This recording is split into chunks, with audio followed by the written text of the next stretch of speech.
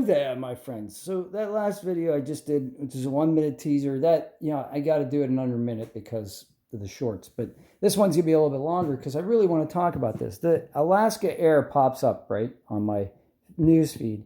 And the Motley Fool does an article about it, and it's talking about how great the stock has recovered and how it's going to go higher and all this sort of thing. And this was one of those stocks that during the pandemic I was really looking at because it was one of those three airlines that was almost guaranteed to survive. It had a good bottom line. It had some cash in reserve. It looked like it was healthy. It wasn't going to do a lot of foreign travel when it came back. It was mostly domestic travel. So if the vaccines rolled out the way they actually ended up doing, the recovery for tourism and passenger air in the United States was going to be the first thing to recover. So they were well suited to that because they had those routes established. Well, now the stock is up from where it was trading. Here, let me pull it up. In the this time last year was trading in 30s and low 40s. And I thought, wow, this is a real easy double. Like this could totally double.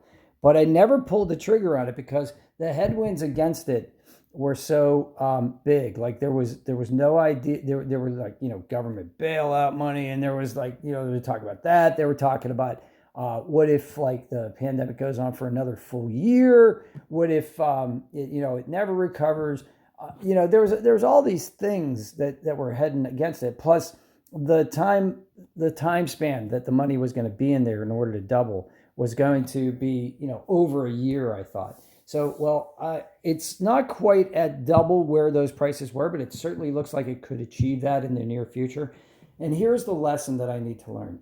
What I need to do is not beat myself up about when I see good news for stocks that I did not grab, because I either grabbed something else that was even lower hanging fruit, it was easier money, and it made more sense. I have to remember, because my memory will tell me, oh, remember when you were looking at that stock, you should have bought it. But there were good reasons why I did not select this stock. And now the valuation is almost double where I was looking at it before. But for whatever reason, my brain still has an attachment to this name. Well, it is a completely different picture now, because do I believe that Alaska Air Group is going to go from 63 to 130, 129?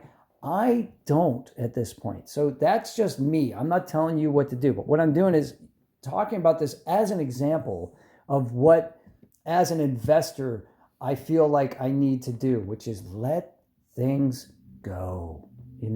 Let those old ideas go. Now, if this drops back down to a reasonable level and I start to see a possibility, then yeah, I'll look at that. But these are the things that kind of plague me as an investor. So if you have similar thoughts, put it in the comments below and smash like for me, because that helps me super much. And we can get the word out there, and we can help each other to learn from each other's mistakes, lessons, anxieties, worries. These are the things that plague us as an investor. Our best tool is our brain.